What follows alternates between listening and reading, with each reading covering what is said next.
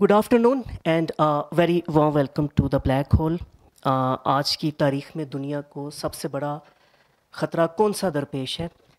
I ask my self this question, और कहीं अंदर से मुझे आवाज़ आती है कि आबादी में अनचेक्ड इजाफा, खुराक का बहरान और माहौलियाती तब्दीली, या इस सब का जो कुमुलेटिव इफ़ेक्ट है, शायद ये वो टाइम बॉम्ब है जो किसी भी वक्त फटने के लिए तैयार है।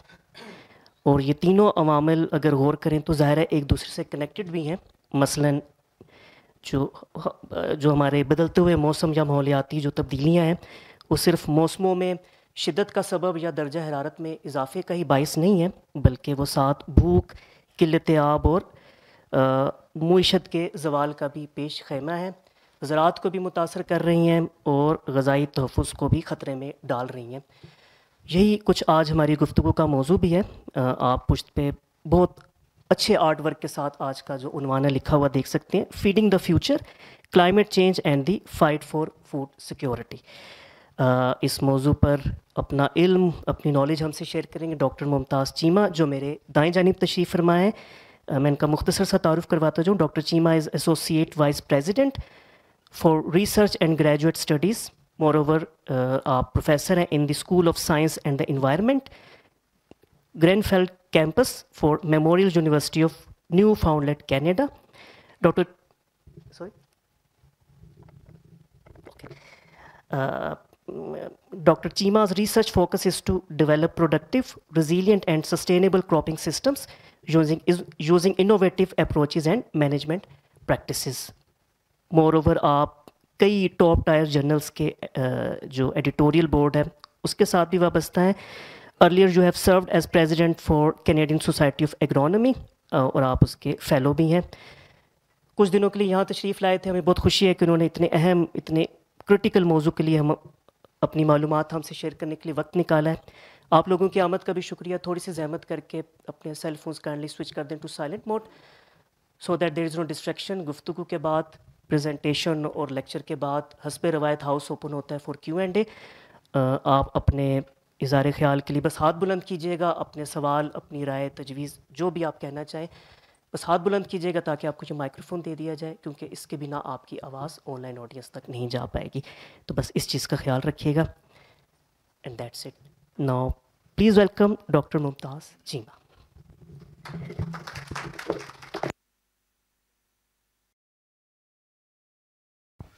Thank you very much Nazir Sahab. से उर्दू ठीक है सर? ओके। और बहुत शुक्रिया मुझे दावत देने के लिए। ये टाइटल भी मैंने 2-4 पहले लिखा था, तो नज़ीर ने बड़ी हेल्प की है इसको रिफ़ाइन करने में। Feeding the future, climate change and the future for food security. So ये आज सारा इवेंट जो मैंने लिखा हुआ organise by the compassion welfare foundation, और वेन्यू मैंने साथ ये दिया उसका, ताकि ये भी थोड़ा सा हो कि ये कैसे प्रोग्राम जो है वो ऑर्गेनाइज हुआ है और क्या क्या इसमें किसी का रोल है। Next type please. ओके, ये शुरू में तारफ़ में बताया गया कि ये जो अनचेक्ड पॉपुलेशन है, ज़ाहिर है जैसे जैसे पॉपुलेशन बढ़ रही है उस लिहाज से रिसोर्सेज जो है वो उतने एक्सपैंड नहीं हो रहे, उसमें सस्टेनेबिलिटी नहीं है उसमें, और इसीलिए ये चैलेंजेस बहुत सारे आ रहे हैं, जिसमें one of the major challenge जो है वो मौसमियाती तगय्युराती या मौसमियाती तब्दीली जिसे हम कहते हैं, वो कैसे इम्पेक्ट कर रही है फूड सिस्टम को, फूड चेन को, फूड प्रोडक्शन को और फूड क्वालिटी को। ये सारी चीज़ें जो हैं ये सब मिल के लिंक करेंगी कि कैसे फूड सिक्योरिटी जो है वो किस तरह इम्पैक्ट हो रही है और क्या इम्पोर्टेंस उसमें है। अब ये देखें, ये ग्लोबल पॉपुलेशन देखें, ये चाइना और इंडिया लीड कर रहे हैं इसमें। देखें, चाइना 1.42 बिलियन और इंडिया 1.35 बिलियन। सो एशिया में अराउंड करंटली ओवरऑल जो है इस वक्त वो 8 बिलियन पॉपुलेशन है, और ये दो मुल्क जो है, ये पाकिस्तान को मिला लें और ये ब्राज़ील को मिला लें, तो ये ऑलमोस्ट जो है वो 40% जो है वो पॉपुलेशन बनती है ओवरऑल।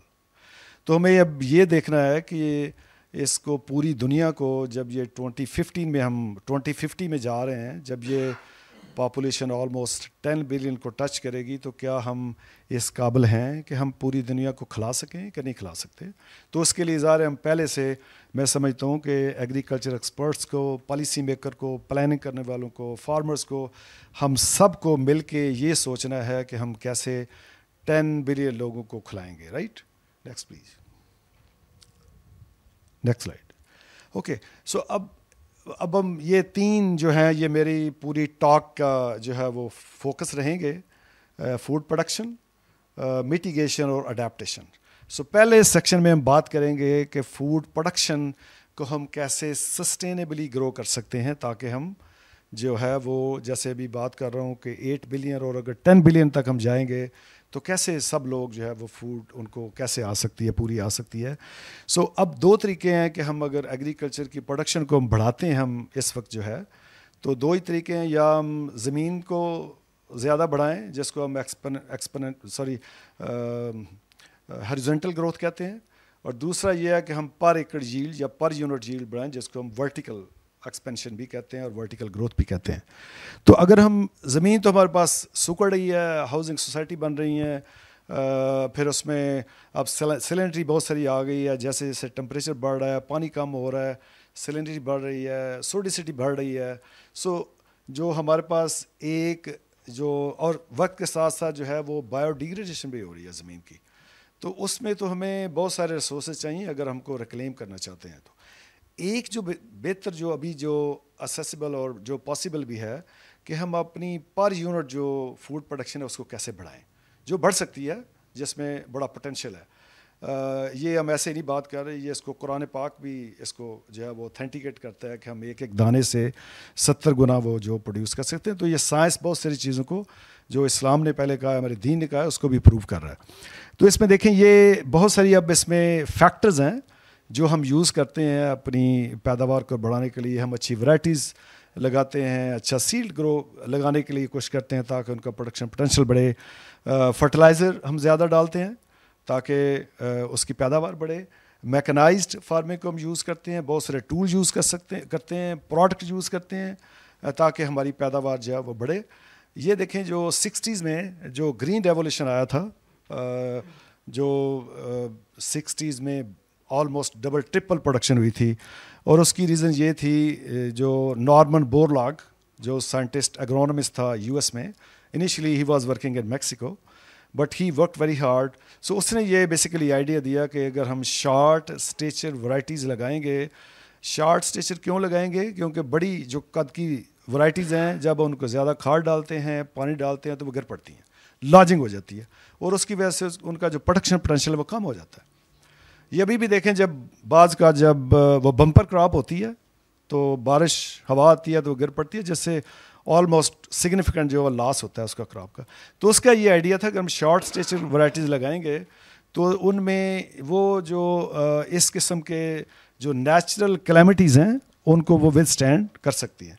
तो उसकी वजह से हम ज़्यादा फर्टिलाइज़र डाली गई, ज़्यादा पेस्टिसाइड डाली गई, वेडिसाइड डाली गई, जिसकी वजह से जो production potential, particularly wheat varieties थी उस वक्त, मैक्सीपाक उसमें एक एग्जांपल है, उसकी वजह से जो प्रोडक्शन हुई वो डबल ट्रिपल हुई, और उसको हम ग्रीन रेवोल्यूशन कहते हैं। लेकिन ग्रीन रेवोल्यूशन जो है वो मसले का हल नहीं है। उसके कॉन्सिक्वेंसेस या आफ्टर मैथ ये था कि फर्टिलाइजर ज़्यादा डली और ज़्यादा डली, जिसकी वजह से फिर जब बारिशें हुई, वाटर पोल्यूट हुआ, वाटर सोर्सेज पोल्यूट हुए, फ्रेश वाटर सोर्सेज पोल्यूट हुए। और जब फ्रेश, मैं भी आगे एक पिक्चर में दिखाता हूँ कि जब हम ज़्यादा फर्टिलाइजर डालते हैं तो फिर क्या होता है। लेकिन अभी थोड़ा सा हम डिस्कस करेंगे कि फूड प्रोडक्शन के लिए हमें क्या क्या ज़रूरियात हैं, क्या क्या अवामल हैं जो जिससे पैदावार ज़्यादा बढ़ सकती है।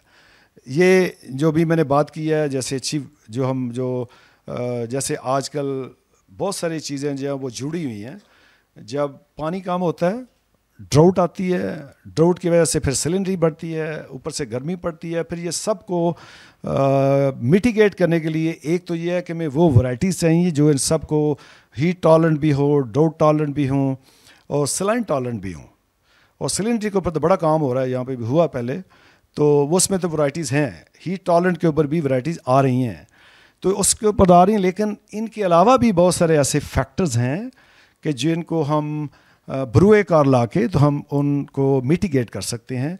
एक चीज़ को हम जो डिस्कस करेंगे वो सबसे इम्पॉर्टेंट जो है वो फर्टिलाइज़र है, क्योंकि ये देखें जो फर्टिलाइजेशन से जब ज़्यादा फर्टिलाइज़र डालते हैं या मैन्योर ज़्यादा हम डालते हैं तो उसके नतीजे में क्या होता है कि जब बारिश होती है तो जो मैन्योर डाली होती है सारी के सारी लीच करके तो वाटर बॉडीज़ में चली जाती है। दूसरा उसका स्टेप क्या होता है, जो सॉइल में प्रोसेस होते हैं, जब फर्टिलाइज़र हम डालते हैं पर्टिकुलरली नाइट्रोजन में यूरिया को एग्जांपल लेते हैं, जब हम यूरिया जैसे भी ज़मीन में डालते हैं तो ज़मीन के अंदर कुछ एंजाइम्स हैं जो यूबिक्विटस होते हैं, अवेलेबल होते हैं हर जगह, तो उनसे मिल के यूरिया के साथ तो इमीडिएटली जो पहला स्टेप है उसमें अमोनिया वोलाटाइल करती है। जो पहला लॉस होता है फार्मर को, इंडस्ट्री को, यूरिया डालने से वो वोलाटाइल होता है और ऑलमोस्ट डिपेंड करता है आप कहाँ पे हैं। अगर पाकिस्तान जैसे ज़्यादा टेम्परेचर हाई है, बाकी चीज़ें हैं, तो यहाँ पे वोलाटिलाइजेशन से लॉसेज ऑलमोस्ट 40 to 50% हो जाते हैं, राइट।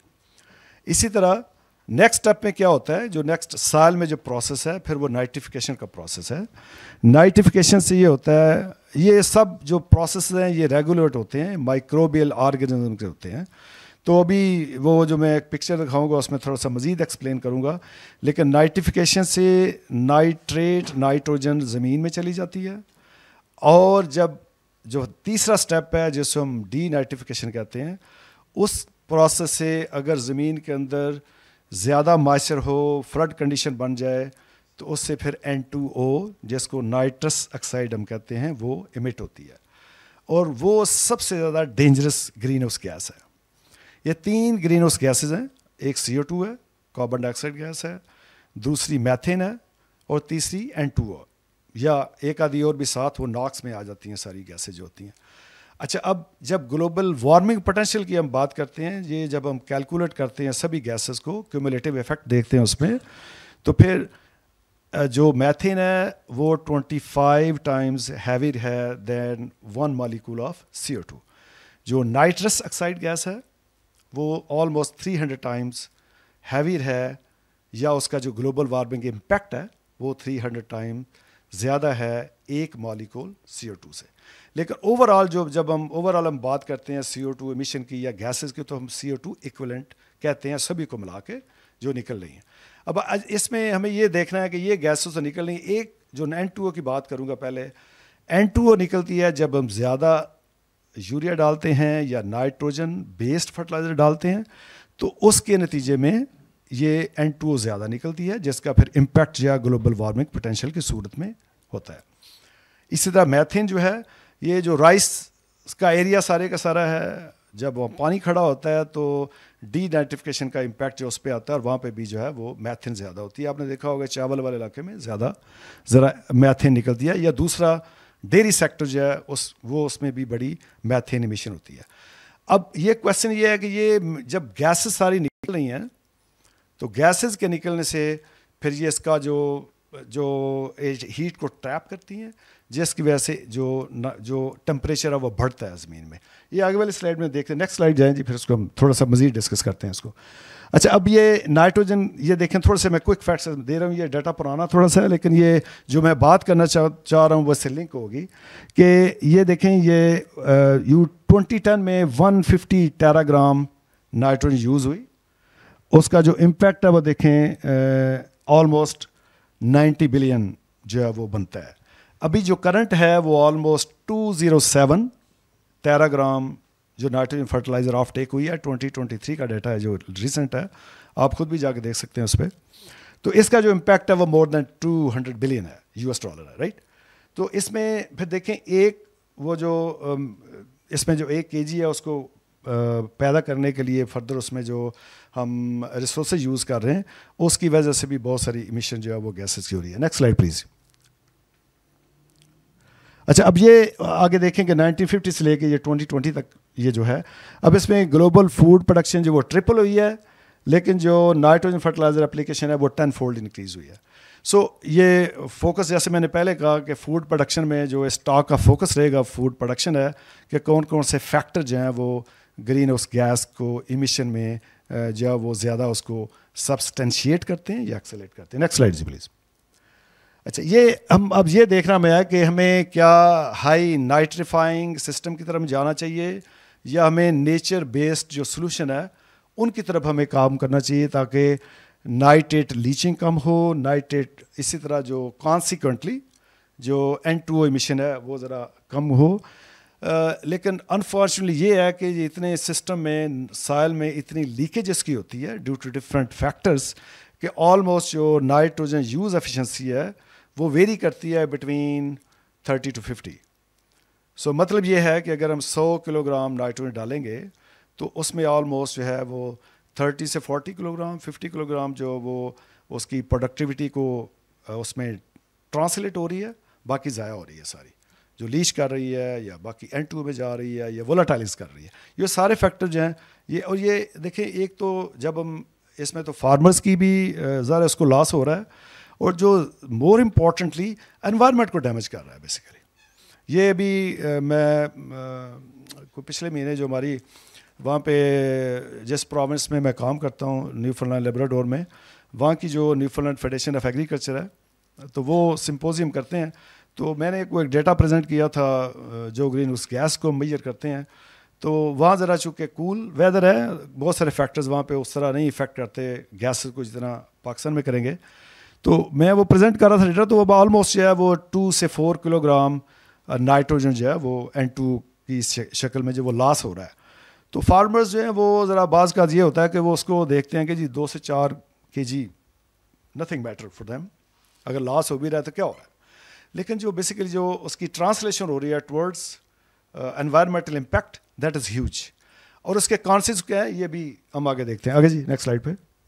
अब ये जो भी मैंने बात की है, ये लाइट मेरे हाथ थोड़ी बंद करेंगे तो थोड़ा सा ज़्यादा इसका आ जाएगा। ये देखें, ये ग्रीन रेवोल्यूशन की वजह से, ज़्यादा नाइट्रोजन फर्टिलाइजर डालने की वजह से, नाइट्रेट डालने की वजह से, देखें जो ये चाइना में ये जो लेक है ताइहू, ये उसका कलर देखें अब क्या हो गया है। हमारे भी यहाँ पे बहुत सारे जो वाटर पॉन्ड्स हैं वो इसी वजह से है कि इतनी पोल्यूशन ज़्यादा हो गई है कि उसका ऑलमोस्ट कलर देखें वो किस तरह हो गया। वही जो लेक है लेफ़्ट साइड पे वो ज़रा देखें उसका कलर किस तरह है। सो ये सारी एक जो बड़ा जो उसका नेगेटिव इम्पैक्ट आ रहा है, जितनी हम ज़्यादा फर्टिलाइज़र डालते हैं पर्टिकुलर नाइट्रोजन, मैं उसकी नाइट्रोजन और फास्फोरस दो जो फर्टिलाइज़र हैं उनका इम्पैक्ट जो है उसकी वजह से ये देखें कि जो वाटर सोर्स है वो हाईली पोल्यूटेड। और ये देखें ये आने वाले दिनों में भी जो देख रहे हैं आजकल जो टेंशन पाकिस्तान इंडिया की है वो वाटर के ऊपर है सारी। और ये कुछ चलो मुल्क ऐसे हैं जो बड़े ब्लेस्ड हैं, Canada is one of those कि वहाँ पे वाटर सोर्सेज बहुत ज़्यादा हैं, लेकिन ये बहुत सारे रीजन में कॉन्टिनेंट्स में ये water scarcity is a bigger issue and that will be becoming more and more bigger, that will impact basically the whole landscape of the agriculture. So उसके लिए नहीं है, ये ह्यूमन बीइंग के लिए भी बड़ा एक थ्रेट है। एग्रीकल्चर तो है ही है, लेकिन पानी पीने के लिए भी ये आने वाले दिनों में और बड़े चैलेंजेस होंगे। नेक्स्ट स्लाइड जी प्लीज़।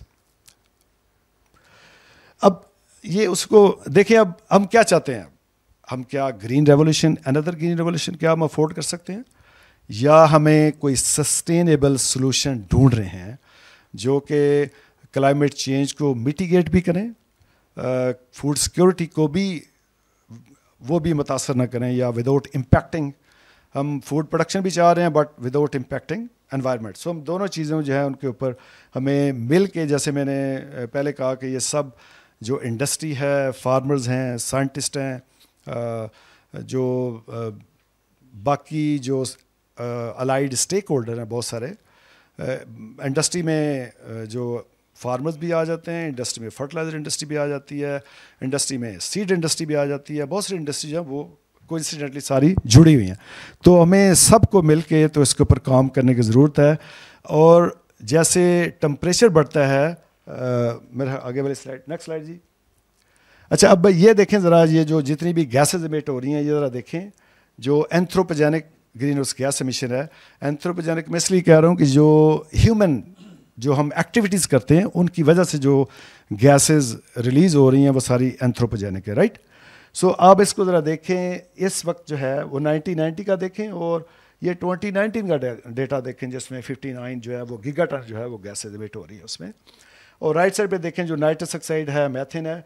अब जो नीचे वाली दूसरा ग्राफ है, इसमें देखें जाके जो लैंड यूज़ चेंजेस हैं वो भी इफ़ेक्ट कर रही हैं। जब हम बहुत ज़्यादा ये एक बड़ा जो है ना, ये एक मिस कॉन्सेप्ट है कि जितना जब मैं पढ़ता था यूनिवर्सिटी में तो कहते थे ज़्यादा हल चलाओगे तो शायद ज़्यादा उसमें पैदावार होगी, जो कि टोटली मेरा ख्याल है शायद वो शायद आइडिया ठीक नहीं था। मैं ज़रा सख्त लफ्ज़ उसमें नहीं बोलना जो आ रहा है, लेकिन ये कहीं दुनिया में, पूरे नॉर्थ अमेरिका में, पूरे यूरोप में कोई बड़े हल नहीं चला रहा। सिर्फ लोग ड्रिल पे चले गए हैं, ड्रिल में जितना उनको चाहिए उतना वो सीड डालते हैं, बाकी सारा ज़ीरो टिलेज है।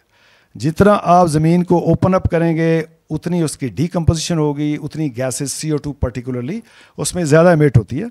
और ये माइक्रोबियल रेस्पिरेशन है जो वन ऑफ द फैक्टर है जो CO2 को बहुत ज़्यादा इमिट करता है।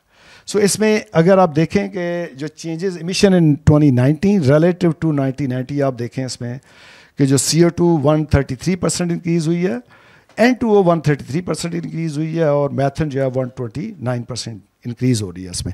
सो क्वेश्चन ये है कि इन गैसेस को कैसे हम करें, क्योंकि गैसेस जो हैं जितनी ज़्यादा सिस्टम में ऊपर आएंगी वो टेम्परेचर को ज़्यादा इंक्रीज़ करती है। Next slide please. अच्छा, ये मुख्तलिफ सिनेरियो दिए हुए हैं। अब इसमें जो 2.6 से शुरू होके 8.5 है, ये जो IPCC जो inter government panel on climate change है, ये उनकी रिपोर्ट्स आती रहती हैं। तो ये बेसिकली उन्होंने ये मॉडल डेवलप किए हैं कि अगर तो 8.5 देखें, ग्रीन हाउस गैस कंसंट्रेशन वो मैक्सिमम है, फास्टर इकोनॉमिक ग्रोथ है, क्योंकि जैसे मैंने पहले बात की है शुरू में, जब हम ज़्यादा फर्टिलाइजर एक्सेसिव डालेंगे, पानी ज़्यादा लगाएंगे तो उससे पैदावार भी बढ़ेगी। वो अगले स्टेप में बात करते हैं कि कैसे पानी या फर्टिलाइज़र क्या उनका रोल उसमें है। लेकिन अगर हम इसको कोई चेक नहीं है, कोई पॉलिसी नहीं है, कोई मिटिगेट नहीं करेंगे, बिजनेस एज यूजुअल है, तो फिर ये सिनेरियो 8.5 है। और 8.5 के नतीजे में क्या है, at the end of this century 1200 ppm जो है वो CO2 कंसंट्रेशन होगी, राइट। अगर 2.6 पे जाएंगे, ये सिनेरियो सबसे लो है कि अगर हम इस पर मैक्सिमम जो है वो अडेप्टेशन मिटिगेशन हम करेंगे तो फिर ये इसमें आप देख सकते हैं RCP 2.6 at the end of this century it's will be little less than 400 ppm। Pre industrialization वो इसमें स्लाइड नहीं है, लेकिन ये है कि 1950 में 311 ppm जो CO2 थी, फिर ये 18 में जाके ये फिर 339 हुई, फिर ये 20 में जाके 412 हुई, और इस वक्त जो CO2 कंसंट्रेशन है वो ऑलमोस्ट 427 है, 425 427 है।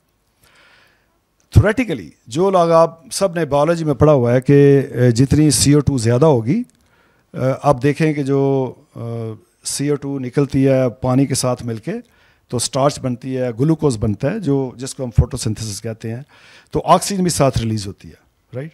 सो ये तो वो है जो हम मेरा आप तो 7वीं 8वीं में आ गया कि ये जब फोटोसिंथेसिस बन रही है, ग्लूकोज के साथ ऑक्सीजन रिलीज़ हो रही है। सो ये तो उसमें है कि CO2 जो है वो उसका क्या यूज़ है, इसके ऊपर बात करेंगे थोड़ी देर में। लेकिन ये देखें कि ये दरख्त जितने भी हैं, क्रॉप्स हैं, इवन फॉरेस्ट है, जो जैसे गैसेस ज़्यादा निकल रही हैं, उसमें एक तो ये है कि 3 बड़े जो हैं वो सिंक हैं CO2 के। इसी तरह सोर्सेज भी हैं, जैसे दुनिया में ऑलमोस्ट जो है वो 64-65% जो है वो क्रॉपलैंड है और बाकी जो ओशन है। सो क्रॉपलैंड में जो जहाँ पे CO2 इमिशन भी हो रही है, but at the same time वो वहाँ पे बायोलॉजिकल कार्बन सिक्वेस्ट्रेशन भी हो रही है। ये जितनी हम फसलें लगाते हैं, जितना फॉरेस्ट है, ये सब CO2 को कंज्यूम भी कर रहा है। मैं इसलिए यहाँ पे बात कर रहा था कि CO2 प्लस वाटर जो है वो मिल के तो फिर फोटोसिंथेसिस के थ्रू जो वो फूड बन रही है जो। और पौधे तो वैसे ही बड़े अच्छे हैं, हमारे लिए भी खुराक बनाते हैं, अपने लिए बनाते हैं, तो जो खुद कफील हैं हम उनसे लेके तो खाना खा रहे हैं। तो ये तो एक इसलिए भी ये जो मैं तो समझता हूँ जो फार्मर्स हैं, एग्रीकल्चरिस्ट हैं, नेचर लविंग लोग हैं सारे के सारे, वो तो पौधे लगाना तो वैसे ही वो समझते हैं एक तो खुराक के लिए है, घरों में पौधे लगाते हैं, किचन गार्डनिंग करते हैं, फूड वो हम भी ले रहे हैं, वो भी खा रहे हैं। तो ये तो एक बड़ा जो है विन विन सिचुएशन है सबके लिए।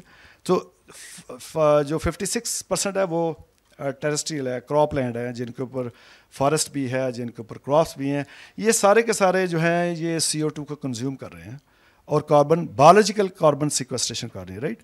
जो बाकी एक्वाटिक ऑर्गेनिजम्स हैं वो सारे का सारा ओशन में, जो भी बात कर रहा हूँ रेस्ट ऑफ 44 होगा मेरा ख्याल है। सो वो सारे का सारा वो 2 हिस्से हैं उसके।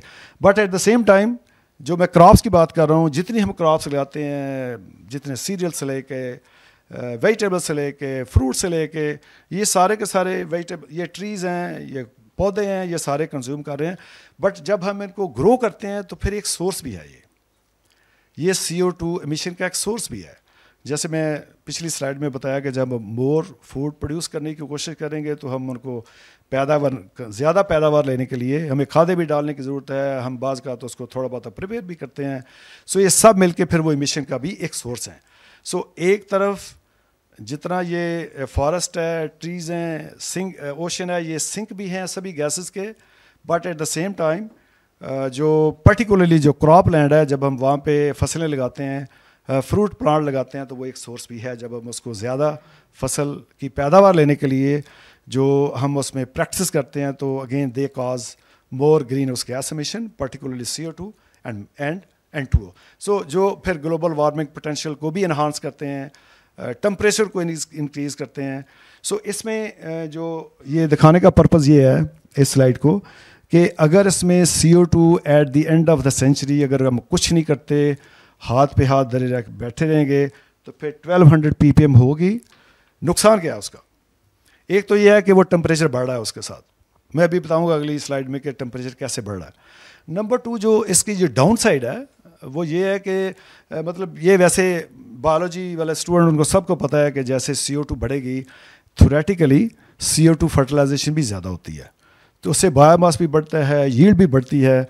लेकिन उसकी जो डाउन साइड है वो मैं मिसाल ये देता हूँ उसमें कि इसकी वजह से ज़्यादा CO2 होगी तो पैदावार तो बढ़ेगी, लेकिन वो जो क्रॉप्स हैं जिनमें प्रोटीन होती है, ये प्रोटीन जो वह डाइल्यूट हो जाएगी। सो डाइल्यूशन का फैक्टर जो है उसकी वजह से ये भी हो सकता है कि पैदावार तो बढ़ गई है लेकिन उसमें से प्रोटीन आधी रह गई है। तो फिर जो पर कैपिटा किलो कैलोरीज हैं, जैसे मैं अभी कनाडा की मिसाल दूंगा कि वहाँ पे कोई 3600 kilo calories per day available हैं। सो मेरा वर्ल्ड वाइड शायद 3200 होंगी अप्रॉक्सीमेटली, या कम ज़्यादा हो सकती हैं। सो अगर 2050 में या eight the end of 21st, ये अब जो देख रहे हैं हम इसको, अगर 1200 हो जाती है तो ये देखें पैदावार शायद बढ़ जाए, लेकिन जो जितनी भी दालें हैं, पर्टिकुलरली पल्सेस हैं फॉर एग्जांपल, या जो हम जितना गोश्त है वो होगा, जब हम उसको भी बढ़ाते हैं तो इन सब में फिर प्रोटीन जो है वो कम होगी। तो उतनी हमें जो ग़ज़ा है 3600, 3400 या 3200 को पूरा करने के लिए हमारी फिर ज़रूरियात डबल करनी पड़ेंगी हमें, राइट। सो उसकी ये डाउन साइड उसका है। एक तो ये बड़ा जो हमें सामने नज़र आ रहा है, जो लोग ग्रीन हाउसेज में ग्रो करते हैं, वेजिटेबल करते हैं, वहाँ पे थोड़ी सी ज़रा वैसे ही हम इसको ज़्यादा रखते हैं, 800 से लेकर 900 ppm उसके अंदर हमें वो मेंटेन करते हैं उसको, जो ज़्यादा पैदावार लेने के लिए जितनी भी हम ये विंटर में ग्रो करते हैं। यहाँ पे तो माशाल्लाह वैसे ही इनफ हीट है, एनर्जी है। पर्टिकुलरली मैं बात कर रहा हूँ नॉर्थ अमेरिका की, वहाँ पे जब विंटर में बाहर टेम्परेचर -20-25 होता है, तो उसको अंदर 20 करने के लिए पहले तो उसको हम 0 पे लाएंगे, फिर ऊपर लेके जाएंगे। तो वहाँ पे जो सबसे जो बड़ा जो फार्मर के लिए चैलेंज होता है वो एनर्जी का होता है, राइट, कि जितनी हीटिंग सिस्टम है उसको ज़्यादा करने के लिए, तो वहाँ पे ज़रा ज़्यादा चैलेंज है। तो CO2 भी साथ मेंटेन करते हैं, तो फिर वो वन ऑफ द बिगेस्ट जो है वो जो इकोनॉमिकली जो फार्मर्स को वो कास्ट करती है वो एनर्जी करती है। अच्छा, इसमें एक तो ये है कि ज़ाहिर CO2 ज़्यादा होने की वजह से उसमें जो प्रोटीन है वो डाइल्यूट होगी। दूसरा जो इम्पैक्ट है, नेक्स्ट स्लाइड जाएंगे ज़रा, ये देखें यहाँ पे देखें, ये अब 2017 से आगे जो डॉटर लाइन है वो देखें, ये यहाँ पे जाके अब बहुत सारे जो साइंटिस्ट हैं उन्होंने मॉडल किया उसको कि अगर ये इस वक्त जो है 2020 में कितना टेम्परेचर रेज हुआ और at the end of century ये देखें, ये कुछ तो 1.5 पे जा रहे हैं, 2 पे जा रहे हैं, 3.5 तक है बेसिकली ये टेम्परेचर जो है। इसके मुख्तलिफ मॉडल ने जो किया हुआ है। अब इसके कॉन्सिक्वेंसेस क्या है? जैसे टेम्परेचर ज़्यादा बढ़ता है, हमें पता है जब ये बारिशें ज़्यादा पैटर्न चेंज होता है तो उसमें हाइड्रोजन साइकिल है, उसकी वजह से जो बारिशें हैं उनका बेसिकली पैटर्न चेंज हो रहा है। अब पैटर्न की एग्जांपल इसलिए कह रहा हूँ कि पहले ये होता था कि बारिश हुई है, थोड़ी बारिश हो रही है, जैसे पहले आज से 15-20 साल पहले चले जाएं, बारिश हो रही है, थोड़ी थोड़ी बारिश हो रही है गंदम को या किसी और क्रॉप को, तो वो काइंड ऑफ लोग कहते थे, फार्मर कहते थे ये बारिश नहीं हो रही, ये सोना बरस रहा है, राइट, क्योंकि वो इतनी उसको इम्प्रूव करती है उसको क्रॉप को। बट आजकल क्या होता है कि आधे घंटे में बारिश होती है, 50-60 मिलीमीटर बारिश हो गई है, चलो उसके बाद कोई बारिश नहीं हो रही। रिजल्ट क्या है, जो हमारी साइल है ऊपर वाली, जो फर्टाइल साइल है, वो सारी सारी इरोड हो जाती है। ऊपर वाली सारी फर्टाइल साइल इरोड हो गई है, पानी में चली गई है, नाइट्रोजन चला गया, फास्फोरस चली गई है, और वो कॉन्सिक्वेंटली वाटर को पोल्यूट कर रही है, राइट। दूसरी तरफ क्या है कि वो पानी जो है वो बारिश वेल स्प्रेड नहीं है और फिर कई महीने नहीं होती। थर्ड इम्पैक्ट क्या है, मैं आगे वाली स्लाइड में बताता हूँ, लेकिन ये है कि इसमें देखेंगे, जो मैं क्यों कह रहा हूँ ये जुड़े हैं दोनों, ये जो मेजर कल्प्रिट इसमें है, ज़्यादा टेम्परेचर जो बढ़ रहा है ज़मीन में। अभी देखें ये शुरू होता है, अभी मौसम यहाँ पे मई में तो ये 40+ हो जाता है पाकिस्तान में। कई साल पीछे चले जाए, मैं 80 में पहली दफ़ा इस्लामाबाद आया था, तो मैं किसी रिलेटिव के घर ठहरा, तो जब हम सुबह मैं निकला तो उन्होंने कहा जी यार छतरी भी ले जाओ साथ अपने। तो मैंने कहा जी छतरी क्यों ले जाऊँ, तो उन्होंने कहा जी ये बारिश होगी शाम को, गर्मी आज हो रही है। सो ये एक नेचुरल जो साइकिल था उसको हमने ब्रेक कर दिया है। ये जो मैंने बात की थी एंथ्रोपोजेनिक एक्टिविटीज़ की, ये सारी वही एक्टिविटीज़ हैं जो हमने की हैं और नेचर को हमने डिस्टर्ब कर दिया और सारे के सारे सिस्टम को डिस्टर्ब कर दिया। सो जब ये गैसेस बढ़ती हैं तब टेम्परेचर बढ़ता है, और टेम्परेचर कॉन्सेप्ट क्या है, आगे वाली स्लाइड पे जाएं जरा, नेक्स्ट। ये देखें, ये जो इम्पैक्ट उसका है ग्लोबल वार्मिंग का, ये 1.2 मैंने एक मॉडल लिया है, ये एक्चुअली 1.4 तक है, 1.5 से 4 तक है। अब ये देखें, अभी रिसेंट एग्जांपल, इसमें तो बहुत सारे इसके फैक्टर हैं, जैसे हम वाटर स्केर्सिटी की बात करते हैं, हीट वेव्स की बात करते हैं। अभी रिसेंटली कैलिफोर्निया में क्या हुआ है, 1 महीना पहले, ये सब हॉलीवुड के जो एक्टर थे सब के घर जल गए हैं, जो 40-50 मिलियन एक घर की प्राइस थी, सारे का सारा एरिया जल गया उसका। अच्छा, ये रिसेंट मैं इसकी एग्जांपल कोट रहा हूँ, ये सब वहाँ पे फॉरेस्ट भी बहुत है, इसके बावजूद देखें वहाँ पे ये सारा इसकी वजह से जैसे टेम्परेचर बढ़ा उसी वजह से उसके ये वन ऑफ द कॉन्सिक्वेंसेज ये हीट वेव चली हैं और उसकी वजह से हुआ है। ये जो दूसरी एग्जांपल में अभी एक स्लाइड मैंने आगे दी है, उसमें देखेंगे ड्राउट आ रही है, हाई टेम्परेचर की वजह से लैंड डिग्रेडेशन हो रही है। सैलिनिटी की मैं बात की है पहले, जहाँ पे पानी कमी होती है वहाँ पे आपने देखें ये जितने सॉल्ट हैं ज़मीन के ऊपर आ जाते हैं, और आपको ये वाइट कलर के सॉल्ट पर्टिकुलर ये जहाँ जहाँ कलर ज़्यादा है वहाँ पे आप देखेंगे कि वो इवन ये विंटर में जाके तो सारे का सारा सॉल्ट जो है वो ऊपर आया होता है ज़मीन के ऊपर, तो आप देखते हैं उसको, ये उसके कॉन्सिक्वेंस है। ये फ्लडिंग, जैसे अभी पिछले साल आपने देखा KPK में कितना सैलाब आया है, उसकी जो मेजर एग्जांपल यही है। जो सबसे बड़ा नुकसान होता है, मैं पानी के पर्सपेक्टिव में बात करता हूँ, भी मैं लास्ट वीक स्वाबी में था, तो वो मुझे तरबेला डैम देखने गए, पानी नहीं है बिल्कुल वहाँ पे अब। तो ये सब अच्छा होता गया कि जैसे टेम्परेचर बढ़ता है all of a sudden glaciers melt करते हैं, फ्लडिंग हो जाती है, सो पानी ज़ाया हो जाता है, उसकी कोई हमारे पास स्टोरेज नहीं है, तो वो पानी ज़ाया होता है। फिर पानी कई महीने जो बारिश नहीं होती, पानी स्टोर करने के लिए हमारे पास कैपेसिटी नहीं है, तो उसकी वजह से भी ये जो भी रिसेंट मैंने भी एग्जांपल दी पाक इंडिया जो टेंशन है, that's one of the example. कम पानी होने की वजह से, ड्राउट होने की वजह से दरमियान में देख रहे हैं ये सारी ये तराड़ें पड़ी हुई हैं इसमें ज़मीन के अंदर, तो ये इसकी अब ये जो है due to salinity, due to drought condition, तो ये फिर एक उसका ये भी एक सिनेरियो है। थर्ड जो है वो आप देखते हैं कि स्टॉर्म आते हैं, स्टॉर्म आने की वजह से ये भी this is all happening due to green house gas emission. So green house gases का इमिट होना ये सब को बेसिकली ट्रिगर कर रहा है। तो मैं इसलिए कहता हूँ कि ये मेजर कल्प्रिट है कि इनको हमें सोचना ये है कि इनको हम कैसे कंट्रोल करें। ये एक आगे जो रेलेवेंट है राइजिंग सी लेवल है उसमें, कि जब ज़ाहिर है वो जब मेल्ट होता है तो पानी ज़्यादा आता है, फ्लडिंग होती है, उसमें लेवल आता है कई, उसमें ये भी है कि अगर ज़्यादा होगा तो ये भी जो बिल्कुल ऊपर सिटीज़ हैं उनमें भी ड्रोन होने का मतलब उसमें एक चांस है। लेकिन जो मैं अभी इससे जो दूसरी जो कॉन्सिक्वेंसेस के ऊपर जो हम बात कर रहे थे, 3 मैंने एग्जांपल दी थी। जो सिंक है, जो ओशन सिंक है CO2 का, उसका रिज़ल्ट क्या हो रहा है, उसमें ये प्रॉब्लम आ रही है कि जैसे जैसे CO2 बढ़ रही है वो ओशन में जा रही है, तो जो यहाँ पे केमिस्ट्री के लोग बैठे हैं, बायोलॉजी के, या सुन रहे हैं, जब CO2 पानी से मिलता है तो फिर कार्बनिक एसिड बनता है, राइट। सो कार्बनिक एसिड एसिड है, तो उसकी वजह क्या है? अभी देखें जैसे पीएच उसकी नीचे आ रही है, उसकी हमारी जो ज़मीनें हैं वो तो खैर कल्केरियस हैं सारी, 7.85 से ऊपर उनकी पीएच है, लेकिन अब जो पानी है ज़्यादा CO2 की वजह से जब उसमें वो पानी उसमें जज़ब, पानी में CO2 ज़्यादा जज़ब होगी तो उसकी कार्बनिक एसिड की वजह से फिर उसकी पीएच नीचे आ रही है।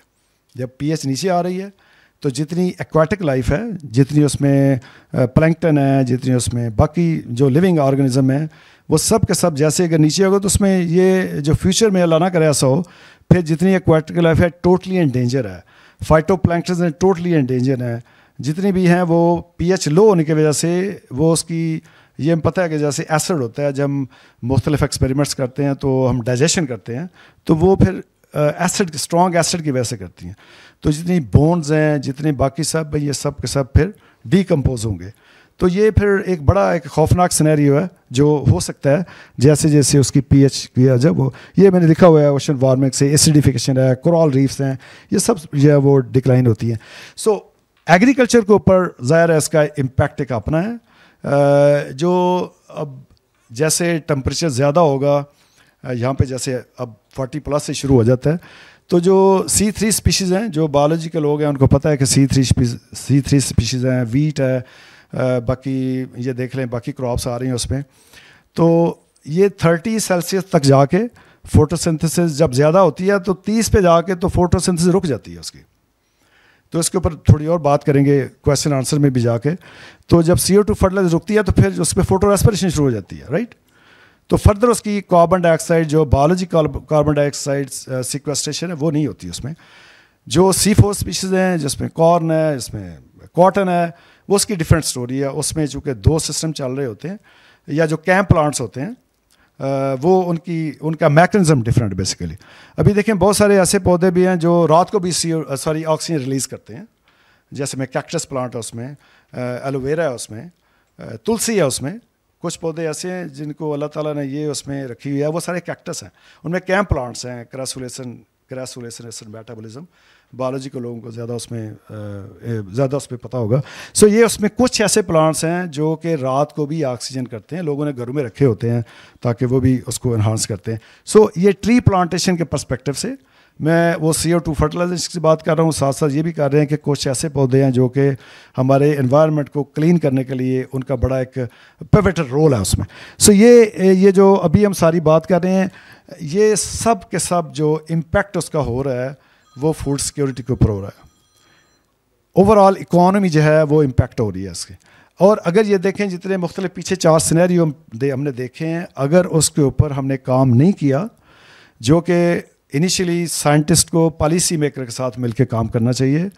और जो तीसरी बात बड़ी इम्पॉर्टेंट है, जो वे फॉरवर्ड में भी हमेशा डिस्कस करनी चाहिए कि मुख्तलिफ साइंटिस्ट को, मुख्तलिफ डिसिप्लिन के लोगों को मिल के काम करें। अगर मेरी स्किल्स फॉर इंस्टेंस, अब क्लाइमेट चेंज जो बड़ा वाइड एम्ब्रेला टर्म है, इसके अंदर कुछ लोग साइंटिस्ट हैं वो जो, जैसे मैं अभी बात, मेरा ग्रुप काम करता है कि हम BMPs डेवलप करते हैं फार्म के साथ मिलके, जो ग्रीन हाउस गैस को मिटिगेट करती हैं, फसल की यील्ड को ज़्यादा बढ़ाती हैं।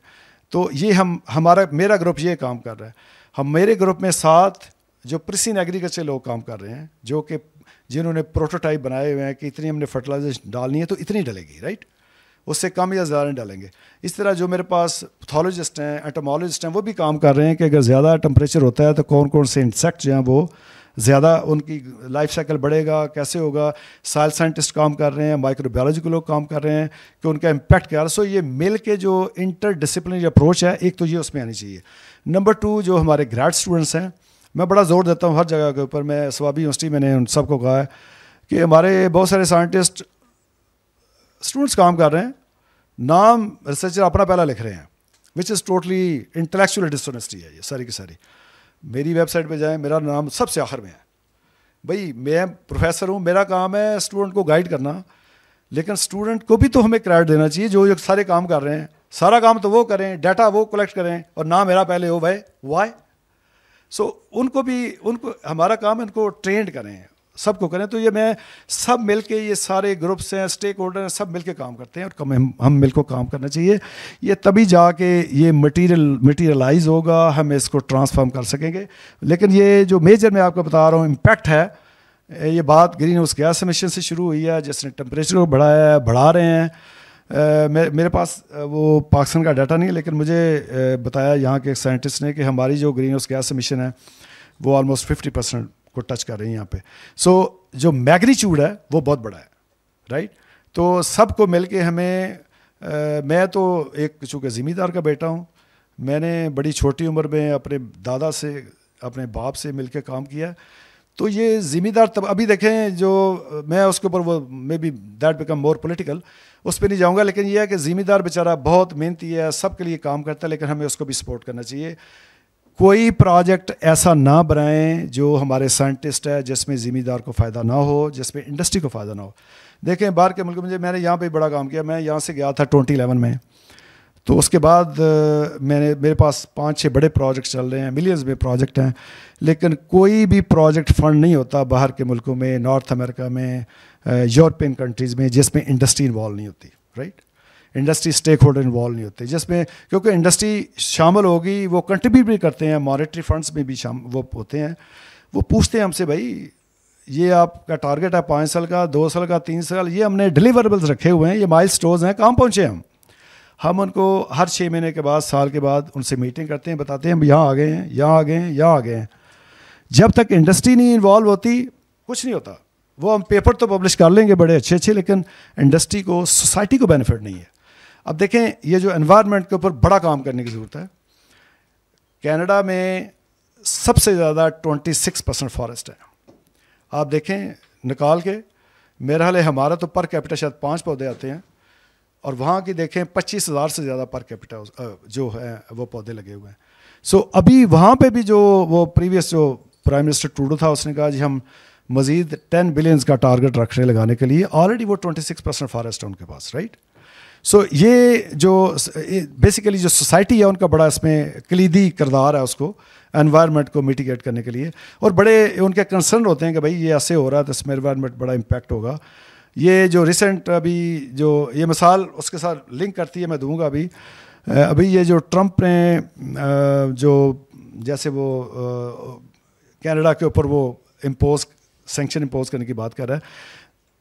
कनाडा एक तो इलेक्ट्रिसिटी न्यूयॉर्क का देता है, लेकिन जो मैं दूसरी बात करने लगा हूँ, जितना ऑयल निकलता है अल्बर्टा में वो सारे का सारा टेक्सास जाता है, वहाँ रिफाइनरी लगी है, रिफाइनरी को वापस आता है। सो अब कैनेडियन सोच रहे हैं कि भाई अच्छा, उनका मेजर कंसर्न क्या था कि हम अपनी इधर रिफाइनरी लगाएंगे तो उसकी वजह से एनवायरनमेंट को नेगेटिवली इम्पैक्ट होगा। सो ये एक सोसाइटी में एक कंसर्न है। इकॉनमी डिफरेंट चीज़ है, लेकिन मैं वैसे कह रहा हूँ जो सोसाइटी है उसका बड़ा रोल है उसमें।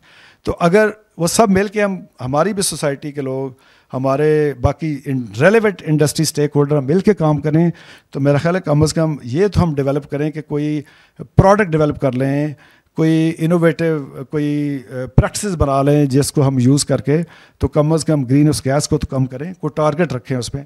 ये पीछे वाले स्लाइड में वो उसमें दिया हो एंड पे, कैनेडियन गवर्नमेंट बड़ा इन्वेस्ट कर रही है, हैवीली इन्वेस्ट कर रही है ग्रीन हाउस गैस मिटिगेशन करने के लिए। ये अभी उनका जो एक रिसेंट एक प्रोग्राम है, लिविंग लैब मॉडल है, वो सभी प्रोविंस को उन्होंने दिया। मैं भी जो मेरा प्रोविंस है उसमें मैं ही उसको लीड कर रहा हूँ। सो उसमें हमारे पास $4 मिलियन का वो प्रोजेक्ट है। हम टोटली फार्मर्स के साथ मिलके, तो हम इसलिए उनके साथ मिलके काम कर रहे हैं, नेबरिंग फार्मर के साथ काम कर रहे हैं, ताकि वो खुद देखें कि हमने क्या किया है, ग्रीन हाउस गैस कितनी कम हुई हैं, वो डाटा हमारे साथ सामने देखेंगे, तो उसमें ट्रांजिशन ईजी है। फार्मर जब खुद देखता है कि इन्होंने ये प्रैक्टिस की हैं और इतने % कम हो गई है, तो उसमें सोशल जो उसका सोशल इम्पैक्ट है वो बड़ा ज़्यादा हो जाता है उसमें। एक तो उसमें इकोनॉमिक ग्रोथ की बात वो देख लेते हैं, सेकेंडली जो है वो जो प्रैक्टिस है वो कितना एनवायरनमेंट कितना इम्पैक्ट कर रही है उसको भी वो देखते हैं। तो सोशली जो उसकी ट्रांजिशन है वो ज़रा ईजी है जब हम फार्मर के साथ मिल के काम करते हैं। Next slide please. ये कुछ जो पीछे जो यूएस की बेसिकली मैंने उनकी साइड से ली थी, ये कुछ हमने चीज़ें इसमें टच की है कि यूएस सी लेवल ये सभी जगह हो रहा है, और ये देखें बाकी इसके जो इम्पैक्ट आ रहे हैं उसके क्लाइमेट चेंज की वजह से, वाइल्ड फर को हम देखा उसमें, ये कुछ चीज़ें हम डिस्कस किया। नेक्स्ट स्लाइड जी please,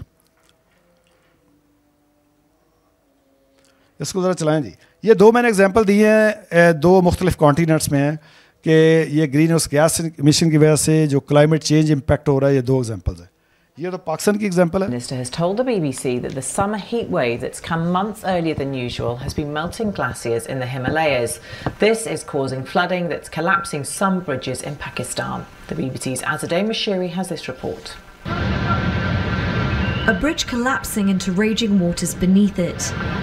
You'd think this was a rare occurrence, but in Pakistan, it isn't. This bridge in the town of Hassanabad collapsed after what's known as a glacial lake outburst released devastating amounts of water. And this is happening more frequently in Pakistan, as heat waves have been melting the country's glaciers. Here, local officials had to ensure people weren't left stranded in the flooding. We have moved all those who are vulnerable and we have provided them with rations. At the moment, thank God, there are no people left at risk. Heat waves are a common occurrence in Pakistan, but they've arrived earlier than usual this year across South Asia and reached record levels. Hitting well above 40 degrees Celsius in some regions, it's caused power and water shortages. Pakistan's climate minister has told the BBC that the summer heat wave that's come months earlier than usual has been melting glaciers in the Himalayas. This is causing flooding that's collapsing some bridges in Pakistan. The BBC's Azadeh Mashiri has this report.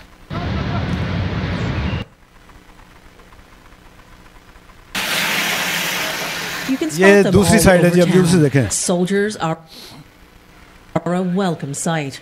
They're a lifeline to people stranded after the storm. At the Provincial Emergency Operations Centre, people are working out where they're needed. Well, the military coming in right now actually works out great for us. They're going to be great assistance to all those vulnerable people who find themselves in their home, either can't get out, can't dig out, or can't get out and get their medications or whatever. This storm left so much snow on St. John's streets, it will take days, maybe weeks, to clean it all up. Meanwhile, people are running out of critical household items, and some are getting antsy being housebound since Friday. That could be why cars are clogging some narrow streets. People running the risk of hefty fines unless they're out to get emergency gasoline or prescriptions. Snow removal is a challenge. The city is dumping it in the harbour. They're normally not allowed to do this, but they got permission from Ottawa because there's just nowhere else to put the snow. Sheldon Hines and Paul House live next to St. Clair's Hospital.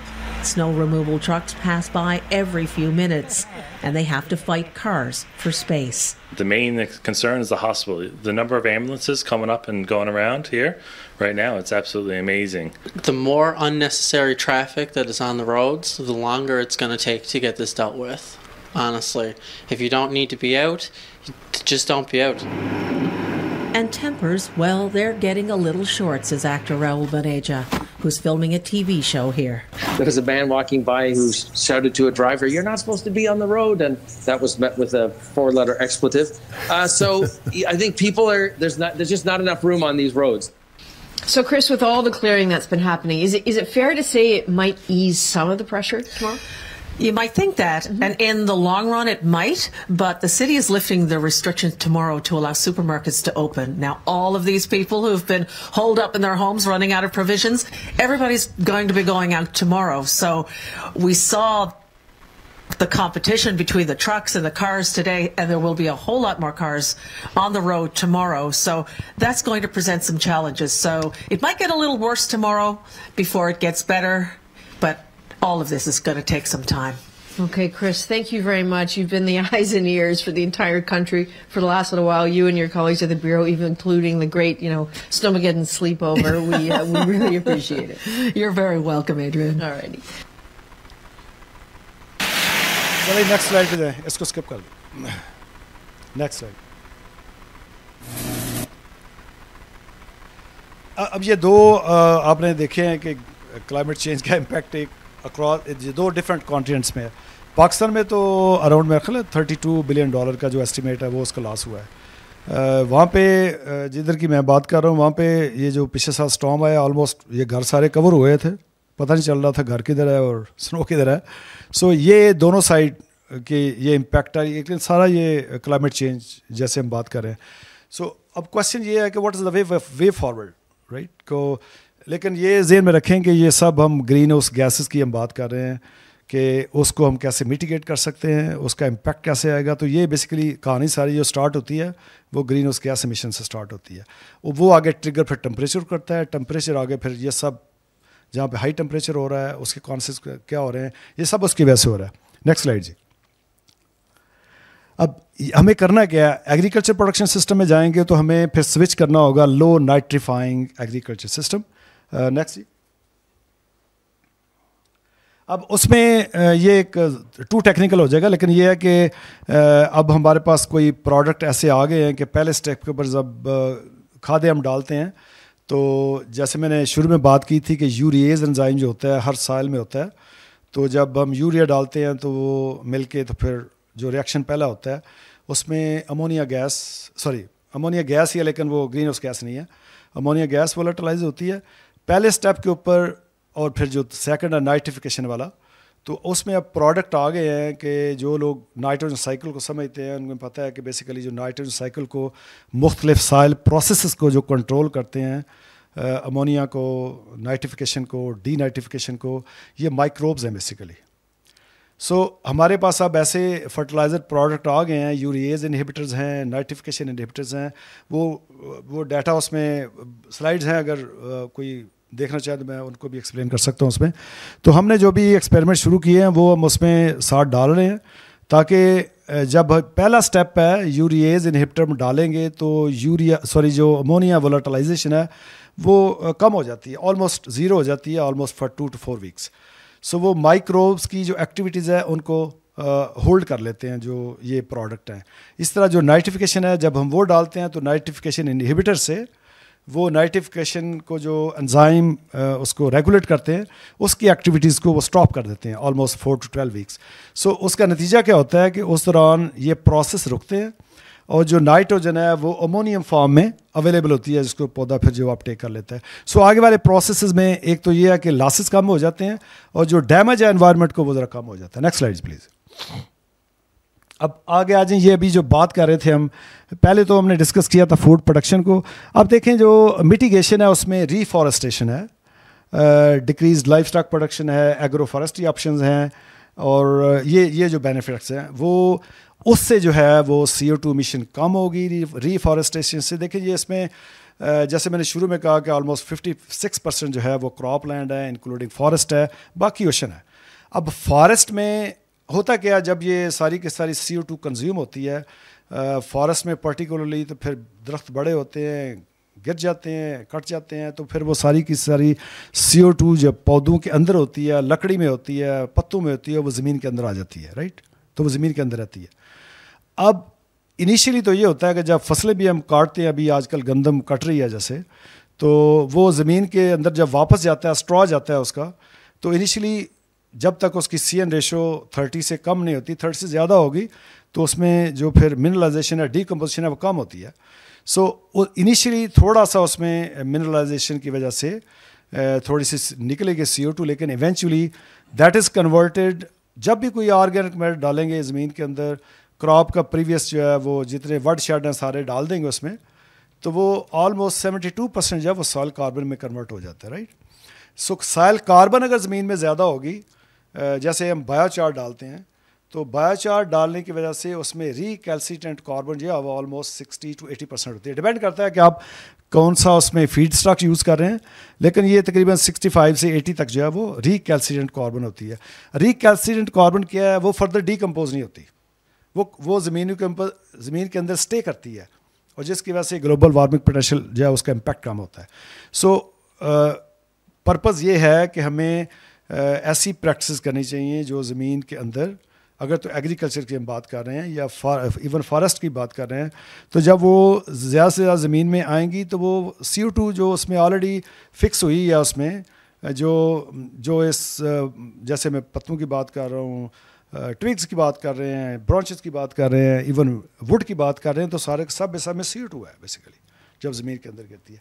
तो एक तो ये है कि ये जो रीफॉरेस्ट है, और दूसरा ये है कि जितना ये ट्रॉपिकल फॉरेस्ट है ना, ये देखें इसका बड़ा इंपॉर्टेंट रोल है, क्योंकि ट्रॉपिकल फॉरेस्ट में बारिशें ज़्यादा होती हैं, ग्रोथ ज़्यादा होती है, टेम्परेचर ज़्यादा होता है, और इसी तरह CO2 कंजम्पशन भी ज़्यादा होती है, राइट।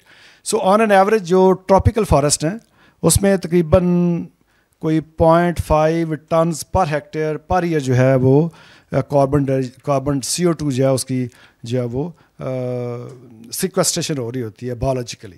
सो ये जो अगर दरख्त हम जिसमें लगाएंगे, जैसे एग्रो फॉरेस्ट्री का कॉन्सेप्ट है कि क्रॉप्स में अगर ट्रीज़ भी लगाएंगे तो फिर जो है वो उसका मल्टीपल जो है इफेक्ट होता है। सो जितनी भी ट्री प्लांटेशन है, एक तो वो ज़ाहिर CO2 को बायोलॉजिकली उसकी सिक्वेस्ट्रेशन कर रहे होते हैं जो प्लांट्स के अंदर है। जो साइल के अंदर CO2 की सिक्वेस्ट्रेशन हो रही है वो डिफरेंट प्रैक्टिस है जो हम थोड़ी उसमें बात करते हैं। और ये जो क्रॉप की डाइवर्सिफिकेशन है, जो हम अडेप्टेशन की बात कर रहे हैं कि जो भी हमारी क्रॉप रोटेशन है, अब मैं क्रॉप्स की तरह आ रहा हूँ उसमें, कि जितनी हम क्रॉप्स लगाते हैं उसमें बुनियादी तौर पे हम रोटेट करते हैं। यहाँ पे जो बहुत सारे एरिया जैसे गुजरांवाला, गुजरात, ये सब इलाका जो है यहाँ पे वीट राइस का ही रोटेशन ज़्यादा है। आप थोड़ा सा आगे चले जाएंगे फैसलाबाद की तरफ, वहाँ पे मिक्स क्रॉपिंग ज़रा ज़्यादा है, वेजिटेबल आ जाती हैं उसमें। ये जो बरानी है इसमें अब वीट भी है, इसमें कनोला भी है, इसमें अब तो ज़रा ट्रीज़ की तरफ थोड़ी सी डायरेक्शन हो गई है, which is good, I think which is very positive. जो ऑलिव ऑयल की तरफ लोग जो है वो ट्रेंड उसका हो गया है। सो ये जो मिक्सड है इसमें मेरा ख्याल है उसकी वजह से जो है वो जब हम उसकी एफर्ट उसकी तरफ करेंगे तो CO2 ज़्यादा उसकी जो इमिशन है उसको हम मिटिगेट कर सकते हैं। आगे जैसे जैसे हम साउथ की तरफ जाते हैं तो फिर रोटेशन जो है वो चेंज होती है। लेकिन एक बात जो है ये ज़हन में रखनी चाहिए कि जो क्रॉप रोटेशन में हम क्रॉप्स लगा रहे हैं, बाज़ का ये तो हमें पता है, फार्मर्स को भी हम बताते हैं, हमारे एक्सपर्ट भी कहते हैं जी कि वो क्रॉप्स लगाएं, ऐड करें जो लेग्यूम्स हैं जिनमें नाइट्रोजन फिक्सेशन करने की सलाहियत है। लेकिन ये देखना चाहिए कि नाइट्रोजन वाली भी ऐड करें, लेकिन वो फसलें भी ऐड करें जिनका फार्मर्स को फ़ायदा है, जिससे इंसेक्ट या डिजीज़ का साइकिल ब्रेक होता है, जिससे क्रॉप बढ़ती है, जिससे ऑर्गेनिक मैटर ज़्यादा ज़मीन में ऐड होता है। जो हमारे प्रोजेक्ट अभी हम जिसके ऊपर काम कर रहे हैं कवर क्रॉप्स के ऊपर, हमने वो ये इंटेंशनली सिलेक्ट किए हैं कि वहाँ पे ज़रा टेम्परेचर लो होता है, तो हम मिक्सचर यूज़ कर रहे हैं। फॉर इंस्टेंस जो जैसे सीरियल राई है तो हम उसके साथ रेड क्लोवर को मिला लेते हैं कि एक जो है सीरियल राई का प्रोडक्शन पोटेंशियल बढ़ा बायोमास का, और जो सीरियल राई जो रेड क्लोवर है या हेरी वेच है या कोई इवन ये जो बरसीम क्लोवर है, तो इन सब में नाइट्रोजन फिक्स करने की बड़ी कैपेबिलिटी है। सो इनको मिक्स करके हम लगाते हैं और ये सारे के सारे विंटर हार्डी भी हैं। तो हमारी इन्वायरमेंट तो बड़ी ब्लेस्ड हम लोग हैं सारे, यहाँ पे कोई उस तरह के प्रॉब्लम नहीं है। तो थोड़ी सी अगर मेरा ख्याल है मिल के हम काम करेंगे सबको, तो बहुत सारी चीज़ें जो हम उसको आसानी से कर सकते हैं। लेकिन क्वेश्चन सिर्फ यही है कि जब भी हम कवर क्रॉप्स को या क्रॉप रोटेशन में क्रॉप को डालते हैं तो उनकी फंक्शनैलिटी को हमें देखना चाहिए कि क्या ये जो क्रॉप हम ऐड कर रहे हैं इसका बेनिफिट क्या है। अगर तो स्पेसिफिक एरिया में है, तो अगर तो वो फार्मर ये चाह रहा है कि मेरी ज़मीन ज़रा ज़्यादा जरहेज़ हो, तो फिर हमें क्या कौन सी क्रॉप ऐड करनी है। अगर ये जो आलू वाला एरिया है उसमें फॉर एग्जांपल वहाँ पे अगर डिजीज़ है तो कौन सी क्रॉप ऐड करनी चाहिए, बकवीट ऐड करें, क्या करें। इस तरह जो भी हम देखें को फंक्शन को देख के उसमें ऐड करें। फार्मर्स को बहुत सारी चीज़ों का नहीं पता, तो हमें बताना चाहिए एज ए साइंटिस्ट कि ये अगर आप क्रॉप ऐड करेंगे तो उसका फ़ायदा आपकी सॉइल को, फर्टिलिटी को है, सॉइल ऑर्गेनिक मैटर को है, इंसेक्ट को ब्रेक करने के लिए है। बहुत दफ़ा ऐसे होता है कि वीड्स इतनी ज़्यादा हो जाती हैं कि वो उसके लिए फिर फार्मर्स को अलहदा से वो डालनी पड़ती हैं, उसमें दवाइयाँ डालनी पड़ती हैं। लेकिन उसका नेचर बेस्ड सोल्यूशन भी है।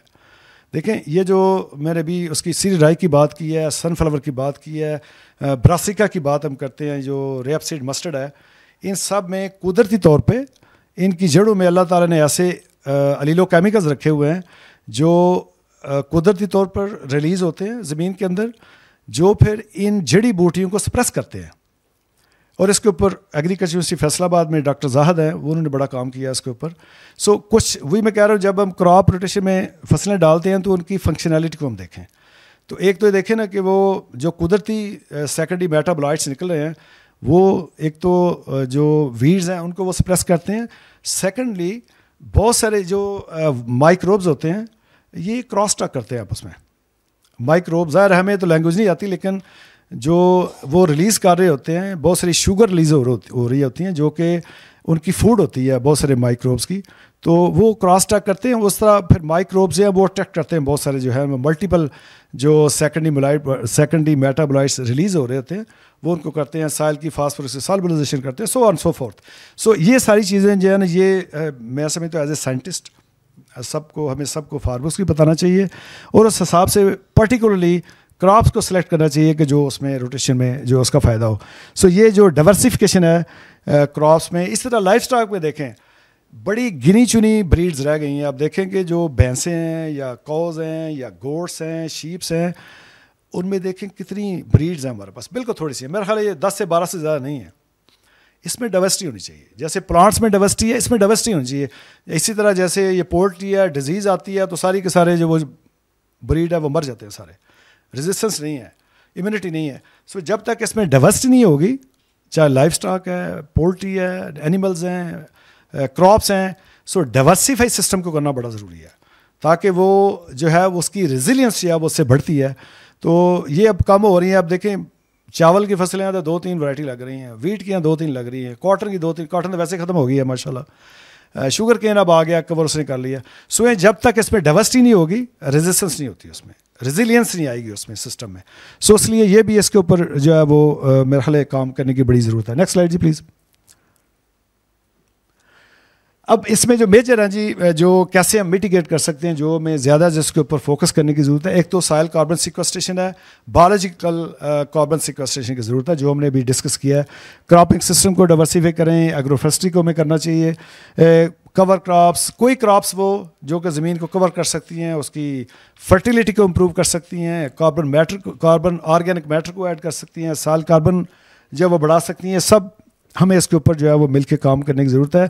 बहुत सारी ऐसी चीज़ें जो फार्मर पहले कर रहे हैं, लेकिन ये है कि उसको ज़रा उसको हमें मैग्नीफाई करने की ज़रूरत है, उसका मैग्नीट्यूड दिखाने की ज़रूरत है कि ये हम करेंगे तो उसका इम्पैक्ट जो है वो ज़्यादा है। और उसका एक ही हल है कि फार्मर के साथ मिलके काम करें, ताकि उसको भी पता चले कि ये जो साइंटिस्ट काम कर रहे हैं, ये मेरे सामने कर रहे हैं, कर क्या रहे हैं, उसका इम्पैक्ट क्या आ रहा है, राइट।